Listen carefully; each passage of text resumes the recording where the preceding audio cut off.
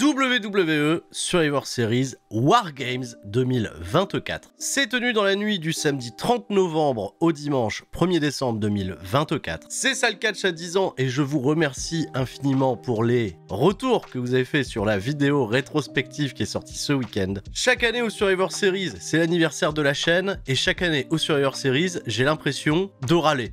Je suis sorti de ces Survivor Series 2024 avec un petit sentiment de meh. Il y a une partie en moi qui est très satisfait de voir que WWE, dans ce contexte actuel, a souhaité garder les choses simples, mais pas partout. J'ai eu le sentiment d'avoir un grand écart sur ce show entre un excellent War Games match où on a gardé les choses simples et un War Games beaucoup plus bâclé. Avant de m'expliquer, parce que évidemment, je vais toujours me justifier, je vais donner des explications, c'est un petit peu ça le principe des qu'est-ce qui s'est passé, c'est de justifier ce qui m'a plu, ce qui m'a déplu. Il y a des éléments sur lesquels je vais pas me répéter, c'est pas la première fois qu'on débriefe des War Games, et c'est pas la stipulation que je porte le plus chèrement dans mon cœur. Je suis toujours très partagé sur cette stipulation qui oblige tous les catcheurs à faire leur entrée pour officialiser le fait que le finish peut être décidé, et c'est aussi une stipulation qui met totalement en lumière l'art du catch, ce que je considère être l'art du catch, l'ère du paraître, à savoir l'écriture qui est encore plus importante dans ce genre de combat qui implique autant de personnes et autant d'histoires à faire évoluer et à imbriquer les unes entre les autres pour pouvoir raconter quelque chose qui fasse avancer l'intrigue. Et bien cette année, je trouve que le Wargames masculin s'en est très bien tiré, à l'inverse d'un Wargames féminin beaucoup plus brouillon.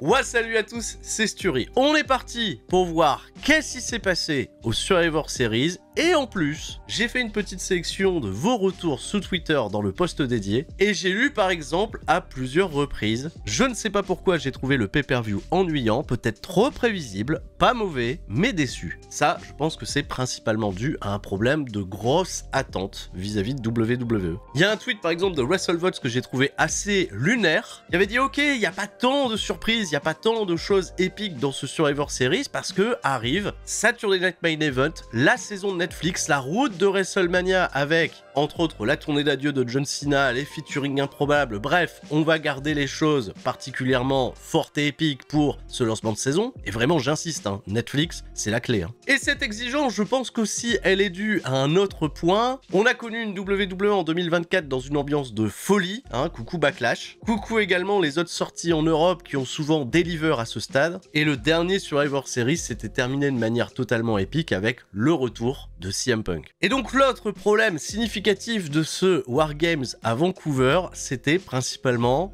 le public de Vancouver. Vous le savez, sur cette chaîne, depuis 10 ans, je protège énormément les fans. Pour moi, les fans font ce qu'ils veulent. Les fans, ils payent un ticket, et souvent très cher, c'est même de plus en plus cher. S'ils arrivent surexcités, qu'ils s'approprient le show avec des chants qui partent en pagaille, ok, ça rend une atmosphère sauvage, ça plaît pas à tout le monde, mais ça participe véritablement à l'effort de guerre et à la perception de notre ressenti final sur le programme. Mais si le public a décidé de pas s'enthousiasmer, moi, à titre perso, je peux pas leur reprocher. Ils font ce qu'ils veulent, ils ont payé. S'ils décident de pas parler, bon voilà quoi. Et si le programme derrière les excite pas suffisamment pour réagir, c'est jamais le public que je vais remettre en cause, ça va toujours être l'écriture du programme qui n'a pas fait suffisamment le café. Mais bon, force de constater que les publics nord-américains sont très difficiles. Il y a eu ce moment de malaise incroyable quand LA Knight a fait son arrivée au ring. Moi j'ai repensé, tu vois, à LA Knight qui arrive à Lyon lors de SmackDown.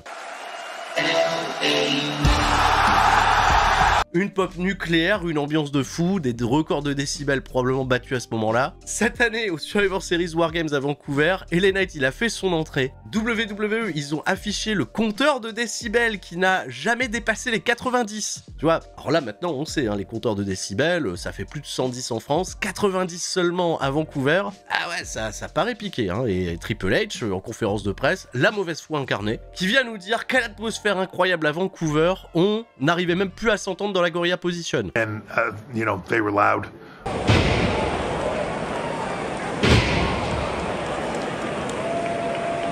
Funny for us, sometimes it's harder for us to hear in the back, even with the show audio on.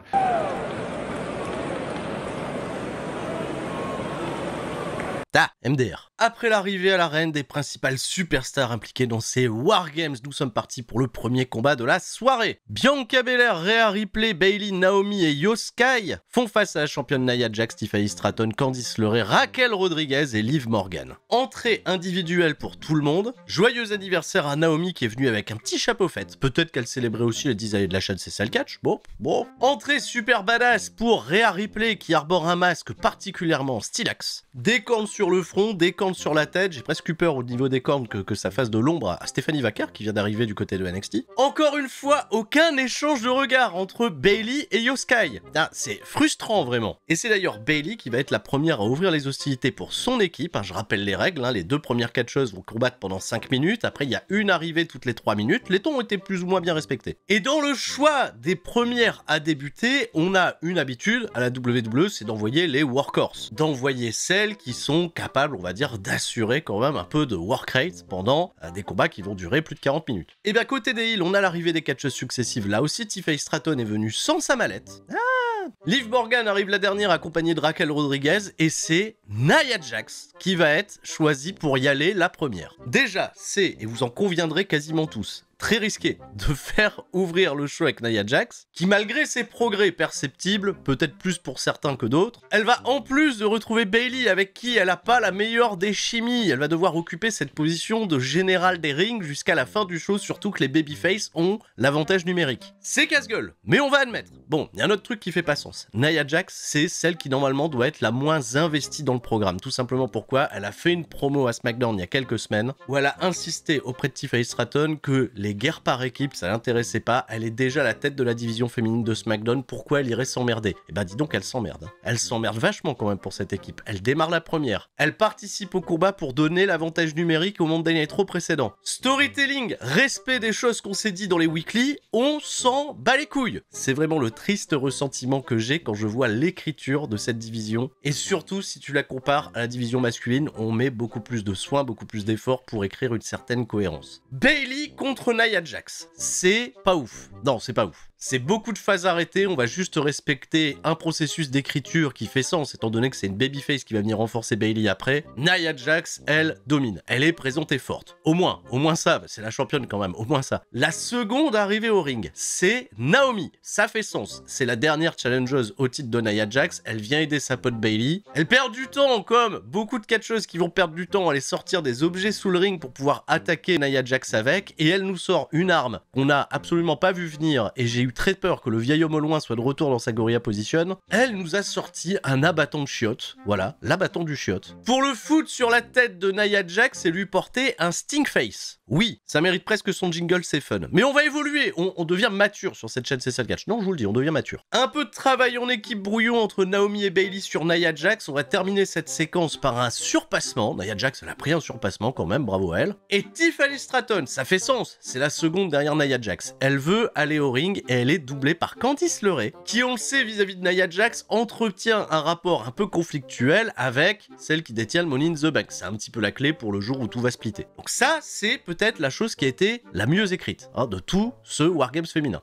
Ah ouais, j'en suis là. Candice LeRae, pareil, elle perd du temps. Elle ramène des chaises. D'ailleurs, vous me l'avez dit. Les catcheurs qui cherchent bilan leurs objets sous le ring avant d'entrer dans un Wargame, c'était trop, ça a tellement tué le rythme du Wargames féminin. Parce que les intervalles sont de 3 minutes, et déjà aller chercher des objets sur le ring, on grille 30 secondes. Nia Jax d'ailleurs, elle est revenue en contrôle, elle s'est saisie des chaises, elle a porté certainement les pires coups de chaise jamais portés à Bayley et à Naomi. Nia Jax is using now her best to protect herself, and Jax just swinging wildly. Il y a un moment furtif où même Nia Jax, elle dit à Naomi non, ne me donne pas ta tête, j'ai pas le droit de te frapper à la tête avec une chaise. Il y a cependant cette petite séquence où Candice LeRae va réussir un moonsault sur Bayley posé sur des chaises. C'est un peu joli, mais on n'en attend pas moins dans un Wargames féminin 5 contre 5 au vu des précédents qui ont été construits les années avant. Surtout que le Wargames de l'année dernière féminin était excellent. La prochaine à rentrer côté babyface, c'est Bianca Belair. Pareil, on perd du temps à aller chercher des objets, elle récupère une poubelle qu'elle lance au visage de Nia Jax, ça c'était très stylax, c'était très drôle. Elle ramène un extincteur dont elle ne se servira jamais. Non, l'extincteur ça sera pour plus tard. Et elle nous sort au plus grand plaisir de Vancouver qui se réveille enfin, la première table du show. Voilà, qui servira bien plus tard. D'ailleurs c'est un peu rigolo parce que cette table qu'elle a positionnée dans le ring, elle va d'abord servir à Candice LeRae qui va immobiliser Naomi avant que Bianca Belair l'attaque dans le dos. Avantage numérique de ce fait pour les babyface qui vont évidemment reprendre le dessus sur leurs adversaires. Nia Jax elle peut plus tout faire. Tiffany Stratton elle arrive ensuite et au lieu de jouer la confrontation avec Candice LeRae qui lui a grillé la priorité, non, elle aussi elle est pressée d'aller chercher une autre poubelle sous le ring, toute la poubelle, mais elle va utiliser que le couvercle pour attaquer ses adversaires et ça aussi ça aura sa petite conséquence un peu plus tard. Dans la première minute, Tiffany Stratton elle a refait le statu quo, elle s'est débarrassée de tout le monde et Nia Jax, Candice LeRae peuvent revenir à la charge pour les aider à équilibrer le tir. Dans le ring, je suis encore une fois obligé de le dire, c'est un peu brouillon, c'est un peu sloppy, le public il se refroidit un peu, t'as limite l'impression qu'ils veulent que le temps avance plus vite et c'est l'arrivée de Io Sky. Io Sky elle arrive donc à un moment où toutes les babyface sont au sol. Exactement la même chose que pour chaque entrée. Elle passe 10 ans à aller chercher quelque chose sous le ring. Et c'est en faisant le tour des deux rings qu'elle récupère une poubelle customisée, le fameux spot de la poubelle de Io Sky. Pendant donc toute la première minute de son entrée, elle fait son arrivée par le haut de la cage avec la poubelle qu'elle a embarquée avec elle. Il y a Candice LeRae qui va aller l'intercepter. On n'a aucune information de ce qui se passe avec les autres catcheuses pendant ce temps-là. Et pas de bol, Io Sky, elle, manque son Sunset Flip Powerbomb en arrivant sur Candice LeRae qui est pas partie. C'est pas grave, elle rattrape ça un peu comme une reine. Ça l'a fait d'ailleurs marrer, Candice LeRae soit pas partie et elle lui fait un très beau springboard dropkick. Petite séquence agréable où on compare les skills gymnastiques avec Tiffany Stratton, ça me plaît beaucoup et j'ai envie de voir un Tiffany Stratton Io Sky à l'avenir. Nia Jax qu'on avait oublié, elle arrive pour la détendre et la mettre au sol et on est déjà à la fin de ces 3 minutes où on n'a plus vu du tout ni Bayley, ni Bianca Belair, ni Naomi qui ont probablement dormi. Prochaine arrivée, c'est Raquel Rodriguez qui a un avantage physique sur tout le monde, elle aussi. Elle arrive à un moment où son équipe, elle est en pleine domination. Même s'il n'y a pas l'avantage numérique, finalement à 3 contre 4, on s'en sort très bien. Et WWE, ils se sont dit, elle va faire une vanne à ce moment-là, elle va faire semblant de sortir une table pour finalement pas la prendre. Histoire de perdre un peu plus de temps et dans le ring, bizarrement, c'est revenu un peu au statu quo. Raquel Rodriguez, elle a des phases de domination, certes, mais Naomi et Bianca Belair qui ont pas mal dormi, elles ont l'occasion de revenir, mais c'est tout simplement pour se faire calmer par un duo qui paraît imprenable, Raquel Rodriguez et Nia Jax, qui viennent nous sortir des combos powerbomb façon Authors of Pain et qui sont présentés en association comme des menaces indestructibles. Ok, c'est parfait, puisqu'après ce grand ménage, ça va être l'arrivée de Rhea Ripley, qui est la dernière de son équipe. Encore une occasion, vous en conviendrez, de présenter Rhea Ripley comme quelqu'un d'exceptionnel. Rhea Ripley, elle fait donc son arrivée sous une bonne pop. Elle introduit la table que Raquel Rodriguez n'avait pas rentrée dans la cage finalement. Elle réussit un dropkick sur Nia Jax, mais elle se laisse dépasser par le surnombre. Il y a Candice LeRae et Tiffany Stratton qui font leur retour. Rhea Ripley, elle est finalement pas présentée aussi indestructible que, par exemple, Becky Lynch il y a 2 ans. Becky Lynch est abusée. C'est finalement Naomi qui va être la clé pour redonner un avantage au babyface en portant un double stunner sur Nia Jax et Raquel Rodriguez. Et à ce moment-là, j'ai eu l'impression de voir la première séquence un peu brutale de ce Wargames féminin où on est parti en gigantesque bagarre entre tout le monde avec des armes, des coups d'abatton de chiottes. Un premier face-à-face entre Rhea Ripley et Bianca Belair qui avait laissé sous-entendre des tensions cette semaine en weekly mais qui semble être finalement sur la même longueur d'onde. Rhea Ripley qui porte des coups de boule avec ses cornes sur Nia Jax. Ok, on est sur un terrain de jeu parfait pour l'arrivée de la dernière participante Liv Morgan qui se chie dessus à l'idée de confronter Rhea Ripley. Et la champion World Woman constate qu'il n'y a que Rhea Ripley pour l'accueillir, elle va décider de faire demi-tour. Demi-tour, mais pas pour fuir le combat, mais pour aller chercher sa batte de baseball. La batte de baseball de Liv Morgan qui n'est pas sans nous rappeler son incroyable programme épique contre Ronda Rousey. Oh là, je sais pas si c'est une bonne idée de se rappeler de ça. Liv Morgan intègre donc le ring pleine de confiance puisqu'elle a une batte. Et Rhea Ripley, elle, retire son masque de protection. Ok, elle avait peut-être un truc pour amortir les coups de batte sur la tête, mais finalement non, elle retire son masque. Et c'est... Non, c'est pas Mansour, arrêtez, c'est bon les vannes, 5 minutes. Sous le masque, c'est Rhea Ripley, sauf qu'elle a fait un face paint qui là aussi rappelle étrangement certains face paint qu'a déjà fait Stephanie Vaquer. Ah ouais, quand même, c'est... Va falloir changer de gimmick du côté de NXT. Et malgré la batte de Liv Morgan, le conflit tourne à l'avantage très vite de Rhea Ripley, il va falloir attendre que Tiffany Stratton fasse le save, et que toutes les heals de l'équipe fassent le backup, parce que là on a peut-être encore raté un élément, il n'y a plus une seule babyface pour venir résister et là c'est un gros 5v1 sur Rhea Ripley qui va se manger des grands coups de batte, bien rudes, dans l'abdomen. Voilà. Elle y va, hein, Liv Morgan, elle tape très fort. Donc les babyface, elles reviennent petit à petit dans la partie, on a peut-être l'une des meilleures séquences de ce match avec des enchaînements de finish. Bon ça c'est ce qu'elles font traditionnellement weekly, j'en attends pas moins. La séquence est belle, faut bien quand même dire qu'il y a des trucs cool dans ce match, parce que ce truc là est plutôt pas mal. Une fois de plus, tout le monde est à terre, et sans aucune raison à ce moment-là, Io Sky, elle s'esquive dans le second ring, où il y a personne, pour grimper sur le haut de la cage et préparer son spot où elle va sauter depuis la poubelle. Voilà, vous connaissez. Je sais que ces spots, ils sont importants dans les Wargames, qui sont attendus. Il faut que Triple H, systématiquement, il fasse sauter quelqu'un du haut de la cage. J'ai absolument rien contre la prise de risque à ce moment-là, des gens qui sautent du haut des cages. C'est juste que là, à ce moment précis du match, ça ne fait aucun putain de sens que Io Sky monte à l'opposé d'une cage pour sauter dans un ring où pour le moment il n'y a personne. Donc qu'est-ce qui va se passer? Bon, on va attendre que des gens se délocalisent dans ce ring pour attendre Io Sky qu'elle fasse son spot. Et de l'autre côté, il y a Tiffany Stratton aussi qui va sauter, non pas dans une poubelle, elle va juste sauter sur tout le monde, elles vont faire le spot en stéréo, voilà, c'est très joli. Mais là, j'ai l'impression de regarder les Catch of the Death de CZW dans les années 2000, où c'était du spot pour spot, sans trop d'imbrication, et ça a tendance, à titre personnel, à me déconnecter totalement. C'est loupé. Je sais ce que certains vont me dire, c'est pas si mal, Sturie, elles ont pris des risques. Bah oui, non, et franchement, encore une fois, pour les athlètes, moi j'ai aucun problème avec les athlètes qui prennent des risques. Au contraire, merci de prendre des risques pour nous divertir. Et les failles dans le match, il y en a plein. Regardez, Raquel Rodriguez, Nia Jax, on les a construits comme des monstres à un moment donné pour juste se faire prendre un double stunner de la part de Naomi et c'est tout quoi, l'association est terminée. Bon après ça c'est le pompon hein. Ah là c'est le pompon. Hein. Tiffany Stratton. Quand elle a ramené tout à l'heure sa poubelle, elle s'était juste servi du couvert. Qu'est-ce qu'elle a mis dans sa poubelle? Elle a mis sa mallette du Money in the Bank. Et personne ne l'avait capté avant. Donc là, qu'est-ce qu'elle a devant elle? Elle a, bizarrement, et Liv Morgan et Nia Jax qui sont restés dans le ring où elle a fait son assaut, qui sont devant elle. Voilà, elle sèche. Elle a sa mallette dans les mains, les gens sont contents. Est-ce qu'elle va cash-in? Elle est là, elle hésite, elle regarde l'arbitre. Et c'est Raquel Rodriguez qui, elle, s'est pris le spot de Io Sky dans l'autre ring qui va venir l'en empêcher en lui disant « Meuf, tu fais quoi? Tu vas pas faire le pit sur Liv Morgan, c'est ma pote. » Et j'ai envie de dire, heureusement que Io Sky, elle est arrivée avec l'extincteur qu'avait ramené tout à l'heure Bianca Belair pour foutre un gros coup d'extincteur partout là. Je fais bien l'extincteur. On est aveuglé, pas de cash-in, et on va embarquer tranquillement vers la fin de combat.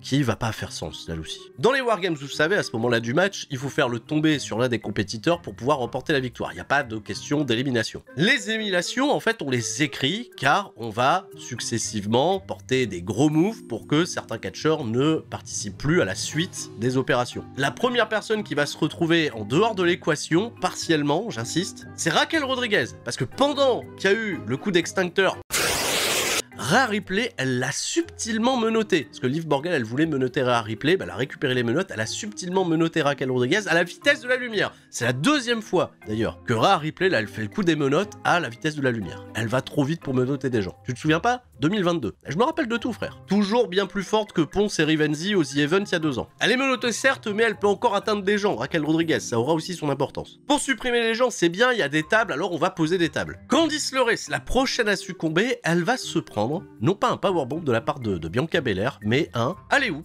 où elle va s'éclater la tête dans le coin du ring. Voilà. Et là, Candice LeRae, après ce move-là, on la reverra plus.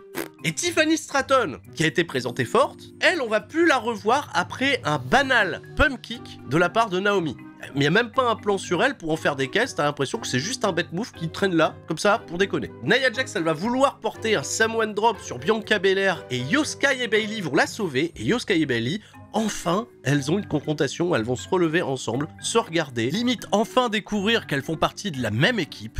Qu'est-ce qu'elles vont faire? Parce que là, c'est quand même une grosse partie de l'histoire du match qui peut être racontée là. Et elles vont rien faire puisque Nia Jax va les attaquer. Nia Jax, elle va reprendre de ce fait son assaut sur Bianca Belair, elle va l'installer sur une table, mais Bianca Belair va se relever et à l'aide de Naomi, elles vont ensemble powerbomber Nia Jax à travers la table. Ça va, Nia Jax, elle s'est pris un gros impact, elle peut justifier son dodo. Liv Morgan, elle revient dans l'équation. Elle casse le tombé de Naomi avec un coup de batte, de ce fait Naomi dodo aussi. Elle met un coup de batte à Io Sky. Voilà, petit coup de batte dans les abdos, voilà. Io Sky, pareil, dodo, on la verra plus. Alors que je te rappelle, plus tôt dans le match, Liv Morgan, je sais pas combien de coups de batte elle a porté dans les abdos de Rhea Ripley, et elle est restée pour faire la suite. Bianca Belair, elle esquive la batte, au moins quelqu'un qui esquive la batte. Elle prend en chasse Liv Morgan avec une chaise, mais au lieu de foncer sur Liv Morgan, elle fonce sur Raquel Rodriguez, et bim, Raquel Rodriguez, elle met une botte dans la chaise, et Bianca Belair, dodo. Ah oui, le spot peut paraître bien, mais quand tu le regardes avec un peu plus d'analyse, t'as Liv Morgan qui est à 45 degrés, toi faut que tu bifurques à 90 pour aller dans Raquel Rodriguez.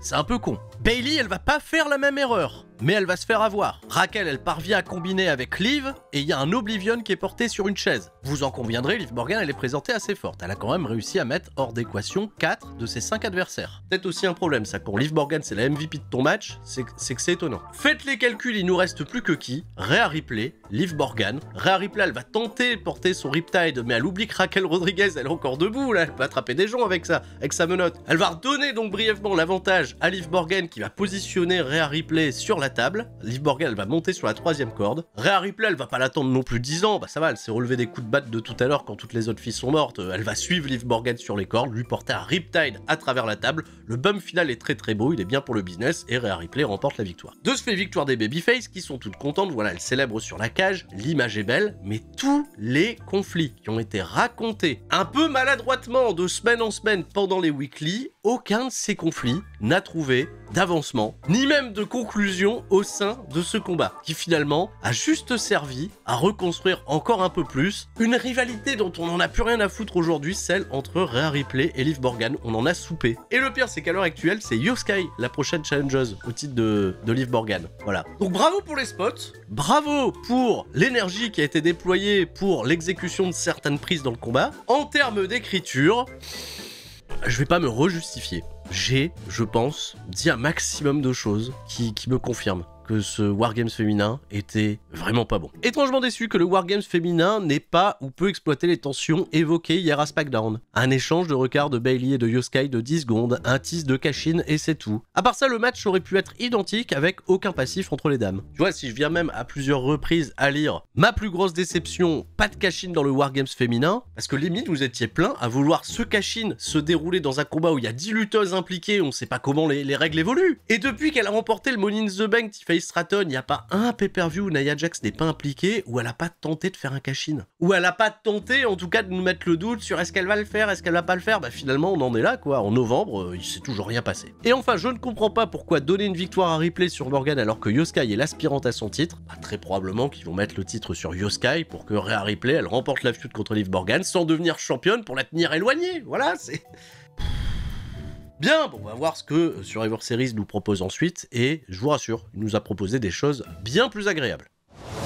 La défense du championnat des États-Unis de LA Knight, yeah, contre Shinsuke Nakamura qui va faire son entrée, avec déjà une nouvelle version de son thème. Et là, oui, on a abandonné la traditionnelle mélodie de violon qui avait été importée à l'époque par CFOS. Comme si à SmackDown, on nous avait donné une première carotte pour dire « Hey, Shinsuke Nakamura, bon, il a toujours un peu le même thème, hein, ça change qu'un peu, mais là, finalement, c'est plus la même chose. » Bon, cependant, ça souligne encore un peu plus l'évolution du personnage vers quelque chose de beaucoup plus sombre. C'est un samouraï, désormais, Shinsuke Nakamura. C'est assez joli, voilà, si on fait abstraction de tout ce que Shinsuke Nakamura a incarné jusqu'à présent, on part sur de nouvelles bases, c'est solide, et ça a enjaillé certains au point même de réclamer une potentielle victoire de Shinsuke Nakamura pour ne pas rater son écriture et rebâtir son momentum. Ça, on en avait parlé lors du Sturistradamus. Il y a autre chose dont j'ai parlé, là c'était lors du SmackDown Recap, qui n'a pas été regardé tant que ça, mais je vais insister sur un point. Shinsuke Nakamura, au dernier épisode de SmackDown, il a craché au visage de LA Knight son Black Mist. Le Black Mist, dans la hiérarchie des Mists, c'est le Poison Mist le plus fatal. C'est celui qui t'aveugle pendant des semaines et des semaines.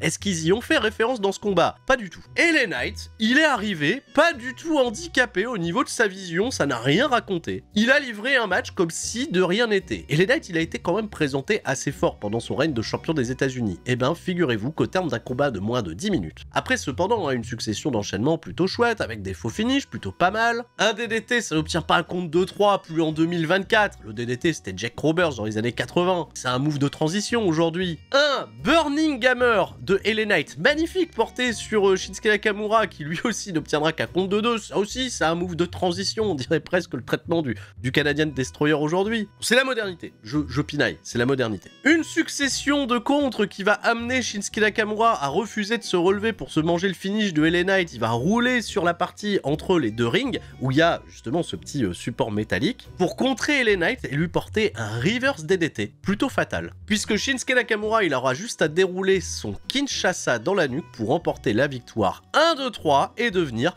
le nouveau champion des États-Unis. Troisième fois que Shinsuke Nakamura obtient cette distinction. C'est un petit peu hallucinant parce que c'est 3 fois à des périodes très espacées. Lui, il a jamais fait le yo-yo avec qui que ce soit. Il a un programme, il a un règne, après ça s'oublie, on verra bien. Et c'est de ce fait une bonne surprise. Ça fait plaisir que voir que Shinsuke Nakamura est réestimé au point de prendre le titre à LA Knight qui sort quand même d'un règne plutôt décent. Ça lui allait très très bien cette ceinture. Et vous avez été assez partagé sur la chose. Je suis pour le moment très déçu de la victoire de Nakamura. J'ai adoré le règne de Knight. Il a vraiment redoré le titre avec plusieurs règnes fades. Mais je ne crois pas vraiment en Nakamura. L'impression d'un éternel recommencement pour lui, j'aurais préféré Hayes ou Andrade. Je pense qu'on a tous été très déçus à un moment donné des tentatives de repush pour Shinsuke Nakamura, que même là, même avec un tel repackaging, beaucoup n'y croient pas. J'ai été époustouflé par la présentation de Nakamura, très content qu'il ait gagné ce titre des États-Unis. Attention cependant à la profondeur de roster de SmackDown pour créer des rivalités avec Nakamura. Parce que oui, dans la mid-card de SmackDown, il n'y a pas beaucoup de babyface. Andrade, il aura probablement l'occasion de se venger à un moment donné dans sa route parce que, bah oui, il a été un peu volé lors du dernier combat qu'il a opposé à Nakamura. SmackDown, je rappelle, à partir de janvier, ça sera un programme qui durera 3 heures comme Monday Night 3 à l'époque et il va falloir vraiment renforcer ce roster de toute urgence pour que la mid-card soit bien plus conséquente. Peut-être Apollo Crews, peut-être Baron Corbin. Ah bah non, c'est vrai, il a été viré. Bon, bravo à Nakamura, quoi qu'il en soit, pas bravo à la foule de Vancouver qui a absolument pas réagi sur le thème de LA Knight. Je pense que c'est peut-être à ce moment-là que Triple H s'est dit, bon, on va pas faire revenir The Rock à la fin,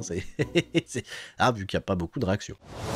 On a après ça un petit segment backstage. C'est vrai qu'il n'y en a pas encore eu dans ces Survivor Series, c'est en réalité un placement de produit. Akira Tozawa, il tape à une porte, il y a Otis probablement derrière cette porte et on veut nous laisser croire, nous laisser supposer que Otis, il est aux chiottes. Il a mangé un petit truc épicé, voilà, ça passe pas bien. La porte, c'est censé être la porte des chiottes, mais moi si j'ai des chiottes avec une porte pareille, je te cache pas que j'ai probablement gagné au loto ou j'habite dans un manoir. Maxine Dupri et Tozawa ont donc une conversation un peu subtile sur l'état de Otis et ils décident de lui filer un t-shirt de la marque du sponsor qui est derrière le show Survivor Series, l'un des sponsors, parce que désormais il y a plein de sponsors, il y en a même sur le ring, il n'y a plus que le logo Prime, il y en a plein, maintenant voilà, ça y est, c'est la décadence. On suppose que Otis qui récupère ce t-shirt va se torcher avec. Bah ouais, qu'est-ce qu'il va faire d'autre? Et là en fait, il sort des chiottes, il enfile le t-shirt et il a porté que le t-shirt. Il est cul nu. Voilà, c'est Otis, t'as pas oublié de mettre ton pantalon, c'est...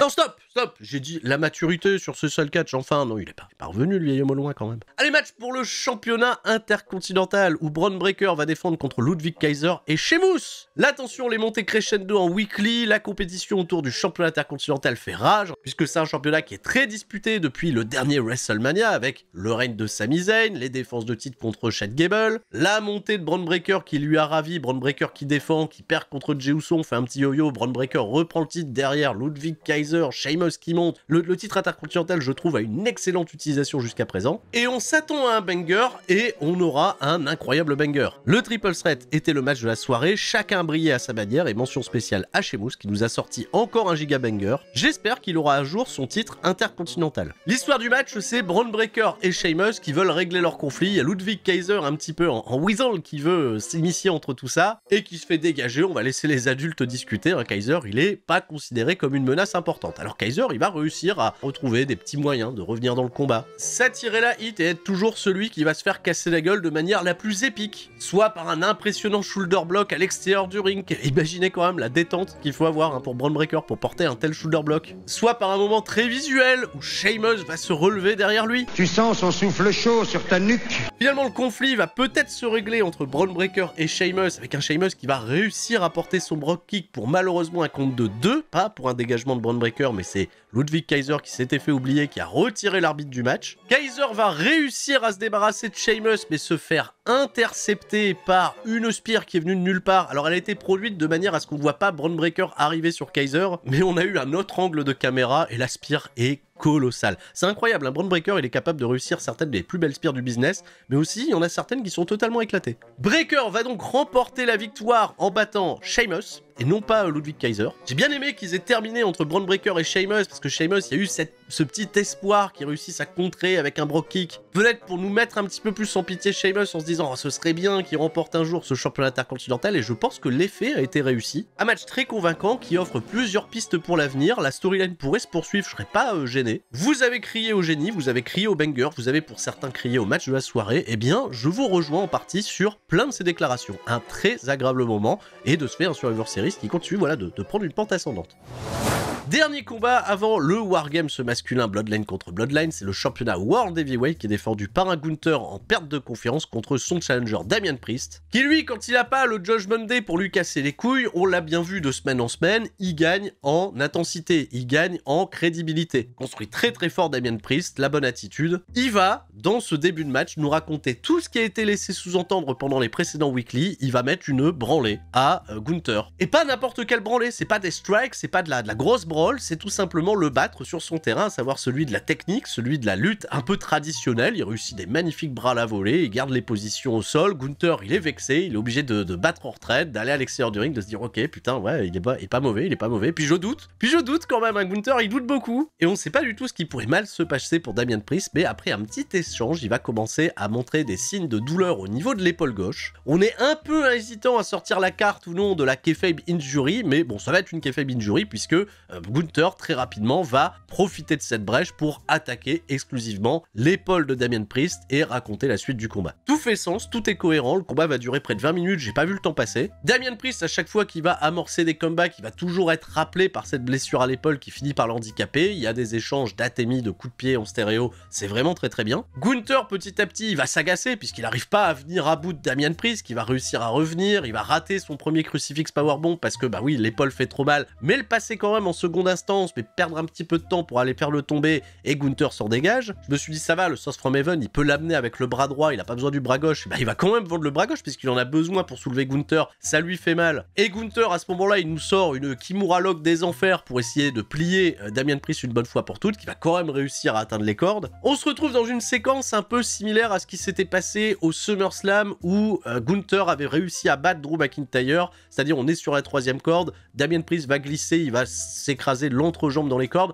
mais ça aura pas le même impact final. Damian Priest, Gunther, ils vont se retrouver à nouveau sur la 3e corde, et les deux hommes vont à la fois, Gunther chuter dans le ring, et Damian Priest, sans beaucoup d'explications, va lui trébucher vers l'extérieur du ring. L'arbitre, il s'empresse d'aller voir Damian Priest, qui a fait quand même une chute assez vertigineuse, et puis on a peur pour cette épaule, il reste un petit peu auprès de lui, puis après il se barre vers Gunther. Et t'as l'impression qu'il s'inquiète plus l'arbitre pour Gunther à ce moment-là, et ça laisse un champ libre phénoménal à Finn Balor. Oui, on se doutait que ça allait être le moment propice pour Finn Balor, hein. La caméra allait rester focus sur les deux séquences. L'arbitre il est de dos, Finn Balor il intervient, il porte un coup de grâce depuis le rebord du ring sur Damian Priest. Bon, l'overbooking on l'attendait là, de toute façon c'était le seul match où on pouvait avoir de l'overbooking, et il n'y en a pas eu jusqu'à présent, donc quelque part tant mieux. La chose que j'ai bien aimé de ce fait, c'est que Gunther, qui va bien évidemment profiter de ce moment pour pouvoir capitaliser et remporter la victoire, va avant ça shooter la gueule de Finn Balor, lui porter un gros big boot à l'extérieur du ring comme ça ni vu ni connu, remettre Damian Priest dans le ring, lui porter un slipper pour le faire pass out. Oui, il y a personne qui abandonne un babyface aussi fort que Damian Priest, il abandonne pas, il pass out.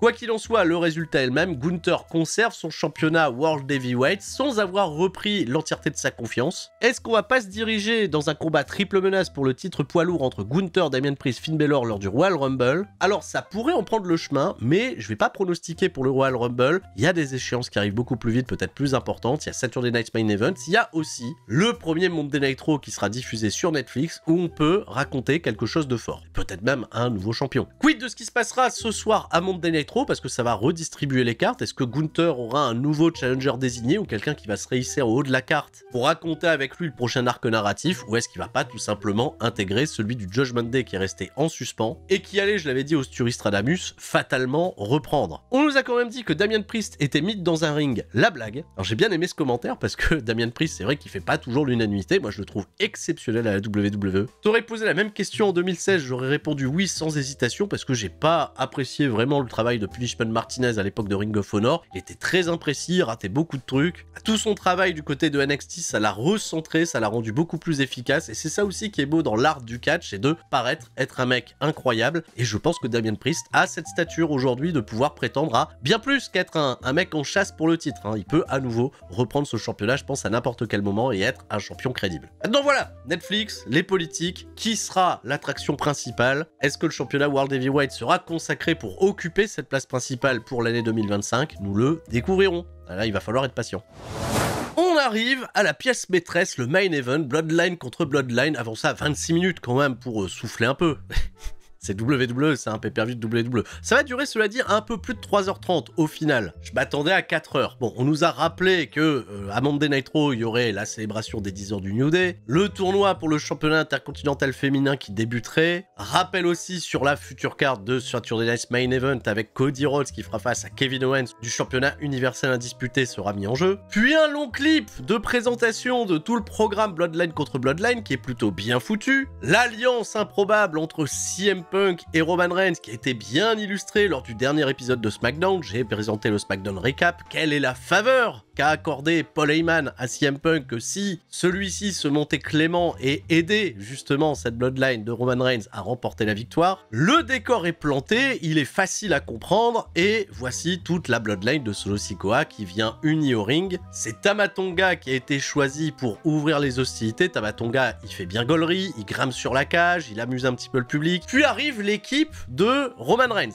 la Bloodline originale. On va y aller dans l'ordre. Sami Zayn pour une excellente pop. Bien sûr, on est à Vancouver, on est au Canada, Sami Zayn est canadien, il a eu une bonne pop. Jimmy Uso rentre seul, ça fait plaisir de voir Jimmy Uso qu'on a vu pour l'instant seulement flanqué derrière Roman Reigns, voilà, l'entrée de Jimmy Uso c'est toujours cool. CM Punk arrive ensuite, CM Punk il va tout de suite aller se chauffer avec les mecs de la Bloodline de Solo Sikoa, dont notamment Bronson Reed, il y a un petit échange qui paraît un petit peu houleux, presque off-script, mais qui caractérise tellement bien, je vais dire, ce qu'incarne CM Punk, hein, le sale gosse. Je suis juste un petit peu déçu que derrière il n'y ait pas eu une petite escalade de violence entre Bronson Reed et CM Punk dès lors qu'ils seront tous les deux impliqués dans le combat. Roman Reigns fait son arrivée ensuite, il salue tous les autres membres de la Bloodline qui sont présents, Sami Zayn, Jimmy Uso, mais on reste un peu distant hein, vis-à-vis de CM Punk. Vous l'aurez compris, il manque un homme qui n'a pas encore fait son entrée et qui va arriver par le public, c'est Jey Uso qui va être donc le premier à débuter les hostilités pour la Bloodline de Roman Reigns. Pour l'entrée de Jey Uso, on est bien loin hein, des standards de celle de WWE Backlash à Lyon. Ça nous manque pas mal. Bon, la stratégie sur le match. Les heels ont l'avantage numérique. Pour Jey Uso, il va falloir se débarrasser sur ces premières 5 minutes de Tama Tonga pour espérer survivre les 3 prochaines minutes. Même si le match met un peu de temps à débuter, on perd un peu de temps, ça c'est malin de la part de Tama Tonga hein, qui va retarder l'échéance, on grille déjà une première minute, il va à la fin se faire défoncer par Jey Uso qui va lui porter le coup de cul dans le coin et être prêt pour l'arrivée du numéro 2 qu'on attendait peut-être être Tonga Loa, eh bien c'est Bronson Reed qui est déjà hein, présenté comme une grosse menace. Bronson Reed, il va pas se faire prier, même s'il fait la connerie lui aussi d'aller chercher des chaises sous le ring et de perdre du temps, il va se manger des coups de chaise de ce fait de la part de Jey Uso qui va lui lancer à la gueule, mais la dernière, il va la parer d'un coup de pomme. Très stylax, hein, le coup de pomme pour bloquer la chaise, ça le rend encore un peu plus badass, et l'alliance Tama Tonga Bronson Reed aura raison de Jey Uso qui va rester au sol avant l'arrivée du prochain participant. Le prochain, on pouvait hésiter entre Sami Zayn et Jimmy Uso, mais c'est très cool d'avoir choisi Jimmy Uso, le frère de Jey, pour revivre un petit peu les grands moments de complicité entre les deux frères qui ont été probablement la plus grande équipe de tous les temps à la WWE. Jimmy Uso, il va nous gratifier pendant cette séquence où il va redonner l'avantage à son équipe d'un magnifique corkscrew moonsault de la 3e corde. C'est la première fois que je le vois exécuter le move et en plus de ça aussi bien. Belle réaction de la part du public sur le coup, évidemment les combinaisons avec Jey ça régale et pendant ces 3 minutes, les Usos ont repris l'avantage. Qui va rentrer ensuite? On s'attend à ce moment-là à ce que ça soit Tonga Loa. Eh bien non, comme lors du Wargames d'il y a 2 ans, Solo Sikoa s'impose un petit peu en tant que leader et empêche Tonga Loa de rentrer et dit à la place Jacob Fatu, c'est au moment, il va maintenant. Et Jacob Fatu, il y va en étant un game changer, alors lui il va pas chercher d'armes sous le ring. Sur sa première minute, il va éteindre les Usos. Vraiment présenté très très fort, un peu à la manière si vous vous souvenez dont Solo Sikoa avait été présenté au Wargames d'il y a 2 ans. De ce fait, Tama Tonga et Bronson Reed reviennent dans la compétition, on combine à 3, c'est très très bien. Prochaine entrée pour la Bloodline de Roman Reigns, c'est CM Punk qui semble vouloir s'avancer, mais Roman Reigns lui barre le chemin. Incompréhension et échange de regards, Sami Zayn comprend que c'est son moment. Alors c'est un passage très visuel qui a été très relayé sur les réseaux sociaux, je crois plus de 76 millions de vues en à peine 24 heures. Bien évidemment, on y présentait là encore un petit peu plus les tensions entre CM Punk et Roman Reigns, et ça contredit un peu ce qu'on attendait de cette Bloodline où il n'y a plus véritablement de leader, juste le rapport de force entre Sami Zayn et Roman Reigns sur leur échange de regards, on comprend qui est le leader naturel, le leader charismatique, et Sami Zayn s'exécute, va au ring, et avec en plus de ça l'énergie de la foule qui s'est recanalisée, Sami Zayn parvient aux côtés de ses anciens frères d'armes Jimmy et Jey à réinverser la vapeur, donner un avantage à son équipe. Gros moment de nostalgie, on revoit Jimmy Uso et Sami Zayn faire leur petit check très très cool, suivi d'un petit hug, ça fait plaisir. C'est entrecoupé de plusieurs séquences, tu vois Roman Reigns et CM Punk dans leur cage qui semblent vraiment pas être copains. Ah non, c'est pas l'amour fou. Et dans les 20 dernières secondes, la Bloodline de Solo Sikoa va quand même réussir à reprendre le dessus. Il y a notamment Jacob Fatu qui porte son Impaler DDT sur Jimmy Uso et ça va permettre à Tanga Loa en arrivant au ring d'avoir, à nouveau, l'avantage pour son équipe. Alors Tanga Loa, il arrive tout foufou et il va lui aussi sortir des armes de sous le ring, il va sortir une table mais il oublie d'ouvrir la porte donc on perd un peu de temps. Fallait bien que Tanga Loa il fasse une connerie. Et là pendant les 3 minutes à venir, c'est du gros sens unique pour la Bloodline de Solo Sikoa. On intensifie ainsi le drama pour l'arrivée du prochain babyface et Roman Reigns s'avance lentement pour sortir de la cage alors que CM Punk on le voyait bouder au fond et CM Punk finalement il double Roman Reigns, il met un petit coup d'épaule au passage. Roman Reigns reste pantois et il nous gratifie en réalité là en l'espace d'une minute de tout ce qu'il a fait de mieux depuis son retour, je me tue à le dire depuis qu'on est en weeklies, à savoir marcher avec de l'attitude, et nous balancer son unique tic d'agacement que je vais arrêter de faire parce que je le ferai jamais aussi bien que lui. Grosse réaction de la part du public, CM Punk arrive, CM Punk il va faire face aux 4 membres de la Bloodline et il décide de pas venir seul, il décide de venir avec sa caisse à outils, la fameuse caisse à outils, ça fait sens qu'il avait utilisé pour affronter Drew McIntyre dans le combat Hell in a Cell, et CM Punk et une caisse à outils, et ça fait la différence, il va gérer le 4v1, parce qu'évidemment les heels ils sont un peu bébêtes, ils vont l'attaquer les uns après les autres, mais le dernier à passer c'est Jacob Fatu qui va no-sell un bulldog de CM Punk sur cette caisse à outils, parce que tradition samoane, les crânes des Samoans sont faits dans une matière qu'on ne comprend pas, c'est certainement pas moi qui va me plaindre d'un no-selling à ce moment là du match. Jacob Fatu il a été construit comme très très fort, et donc même pour le retirer tu vois de la fin du match, Jacob Fatu il va falloir qu'il se prenne un giga bump. Tout ça je vous rassure ça fera sens. Donc CM Punk il va mourir dans un Samoan drop de Jacob Fatu, derrière Jimmy, Jay et Sami ils n'arrivent pas à revenir dans la compétition et en réalité les 3 minutes passent assez vite et c'est l'arrivée de Solo Sikoa qui arrive dans une situation où on est pleinement en contrôle et là le contrôle pendant les 3 minutes il va s'intensifier. Avalanche de finish orchestré par un Solo Sikoa qui donne les consignes, hop Tamatonga, Tanga Loa, on porte des flashs magiques, moonsault de Jacob Fatu sur les deux Usos, il y a un gros tsunami de Bronson Reed sur Sami Zayn et Solo Sikoa il est rentré au ring avec une chaîne et il va verrouiller la porte. Comme ça, Roman Reigns, il pourra pas rentrer. C'est très con.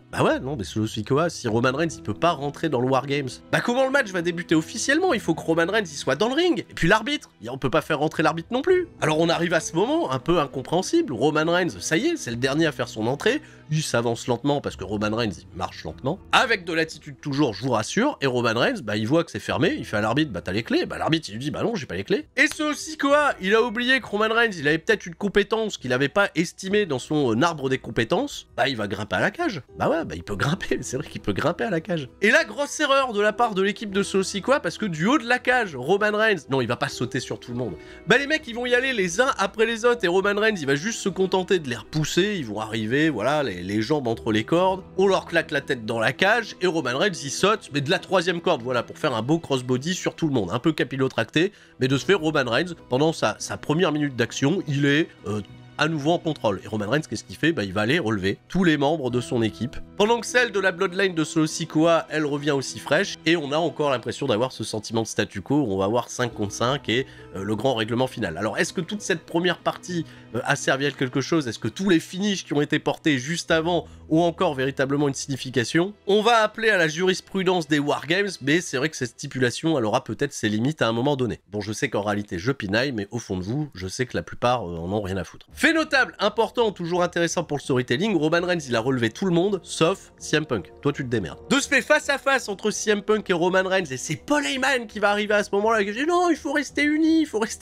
faut essayer de tirer dans le même but, au moins. On met l'ego de côté, on part en gigantesque hockey fight en plein centre des deux rings. Il se passe trop de trucs à la minute, on peut pas tout suivre. Alors d'un côté, on va dire que sur un ring, il y a Jimmy, Jay, Sami qui font face à Bronson Reed, Tamatonga, Tanga Loa, et de l'autre côté, sur l'autre ring, on va amener Solo Sikoa et Jacob Fatu contre Roman Reigns et CM Punk. Là, il y a une misco. Roman Reigns qui voulait mettre une spear à Solo Sikoa, il va heurter CM Punk qui était sur le point de mettre un go to sleep à Jacob Fatu. Ça n'a pas été super bien exécuté dans le timing, mais c'était capital pour ce qu'on allait raconter ensuite. Bah, il y a eu l'accident, quoi. Roman Reigns, il a mis une spear à CM Punk, et est-ce que Roman Reigns, il a des remords? Bah, sur son visage, on en lit quand même quelques-uns. La Bloodline de Solo Sikoa va reprendre l'avantage, et là, il y a un malheureux accident, c'est Jacob Fatu qui va rater un moonsault. Je sais pas ce qui s'est passé, il a glissé sur les cordes, il a pas pu atteindre sa cible qui était CM Punk. On a eu tous très peur parce qu'il a lourdement vendu la jambe, et on sait qu'il a déjà été blessé à ce pied il y a quelques mois, en espérant qu'il n'y ait rien de trop grave, mais finalement, c'est pas lui qui va repartir cassé à la fin de ce match, et j'y reviendrai. Roman Reigns, pour une raison que j'ignore, il va foutre un immense coup bas à Jacob Fatu. Bon, quoi qu'il en soit, il n'y a pas de règle, donc Roman Reigns, il peut gruger, on s'en fout. Roman Reigns, il est peut-être toujours un petit peu salopard au fond de lui. Il va mettre une spear à Solo Sikoa, mais se prendre un super kick de la part de Bronson Reed qui va l'installer sur une table. Et comme on a pris le soin avant de se débarrasser de Sami Zayn et de Jey Uso et de Jimmy qui vont rester un petit peu à l'écart, Bronson Reed, il a donc le temps de manière cohérente de monter tout en haut de la cage pour aller porter un tsunami depuis le haut de la cage sur Roman Reigns installé sur une table, et c'est CM Punk qui finalement s'est pas pris le moonsault de Jacob Fatu, qui va sauver Roman Reigns et lui éviter l'impact dans un timing limite parfait. Bronson Reed va s'écraser, il va en réalité aussi se péter les chevilles. Ouais, malheureusement, blessure révélée par les Dirt Sheets, et il devrait être out pendant quelques semaines. Énorme champ pour CM Punk, et Roman Reigns constate que Punk est bien attentionné et il va lui proposer une poignée de main pour le relever. La poignée de main est acceptée. Mais Jacob Fatu, qui est un putain de warrior jusqu'à présent, il met fin à cette réconciliation, et Solo Sikoa porte 2 Samoan Spike à Roman Reigns pour peut-être terminer le combat. Retour des Usos pour un double super kick. Nouvelle séquence de finish dans le ring d'à côté, où Jey Uso il va réussir sa spear sur Tonga Loa, la Blue Thunderbomb de Sami Zayn pour dégager Tama. On les reverra plus, et Jacob Fatu, qui était l'immense menace, il va se prendre un 1D de la part des Usos, puis on va le positionner sur une table, et c'est au tour de Jimmy de sauter du haut de la cage comme son papa Rikishi l'avait fait sur Val Venis en 2000, sauf qu'il n'y avait pas de table, et de lui aussi malencontreusement se péter le pied, il y a eu de la casse. Jimmy Uso, vous l'aurez compris, ça a été un immense artisan de ce Wargames, et je suis très content que Jimmy soit pas passé au second plan. Vous l'aurez compris, côté Bloodline de Solo Sikoa, tout le monde a été éliminé et ne pourra pas revenir, ça a été bien écrit. Sami Zayn, il va relever les frères Uso, rejoindre le ring d'à côté où CM Punk se relève, Roman Reigns se relève, et Solo Sikoa constate qu'il est seul face à tout le monde. Roman Reigns va proposer à Solo Sikoa de se rendre. Voilà, ça aussi, ça fait sens par rapport à ce que vous a raconté les semaines précédentes,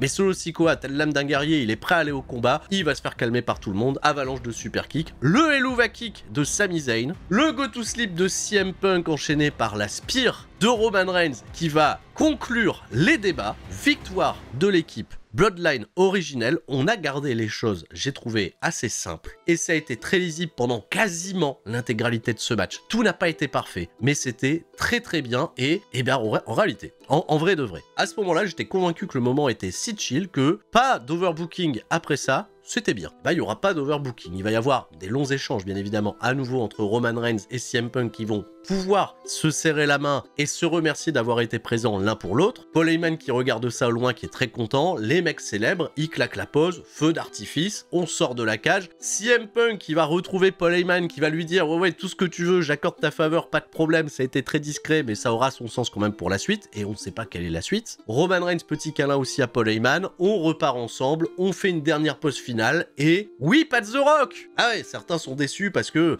on attendait The Rock, on voulait faire avancer encore plus ses intrigues. En réalité, si on donne de la crédibilité à quelqu'un qui en avait besoin ce soir, et celui qui en avait peut-être le plus besoin, c'était Roman Reigns. Il s'est fait quand même pas mal laver depuis son retour, autant lui redonner cette grosse victoire de conquérant avec ses frères d'armes. On termine sur du gros momentum de son côté, pas réimbriqué sur les intrigues. Je comprends, il y aura la place, peut-être du côté de Saturday Night Main Event, de la première sur Netflix, pour refaire avancer un grand coup d'intrigue avec du gros buzz. Là, le buzz, c'était bien de le garder sur la dissension potentielle entre CM Punk et Roman Reigns. Vous m'avez écrit pour le main event, même s'il tombe inévitablement dans une partie des problèmes inhérents à la stipulation, ils font au mieux pour les éviter. C'est peut-être le Wargames le mieux construit, le plus intéressant, le plus intelligent, et probablement le meilleur Wargames que j'ai vu. Je vais pas revenir sur les précédents Wargames parce que, je vous l'ai dit, je porte pas la stipulation dans mon cœur. J'ai trouvé que le final de celui d'il y a 2 ans était grandiose, peut-être l'un des plus grands finals qu'on ait vu, mais souvenez-vous de ce que j'avais dit sur toute la construction du match avant, c'était limite catastrophique. Les 2 de l'année dernière étaient pas mal. Les 2 de l'année dernière sont pas mal, faut pas les les oublier. Le timing entre le saut de Bronson Reed sur la table et l'esquive de Reigns sauvé par Punk, on pouvait pas faire mieux, c'était exceptionnel. C'est là aussi où j'insiste sur le soin de l'écriture qui a été apporté à ce combat Wargames masculin quand on le compare au féminin.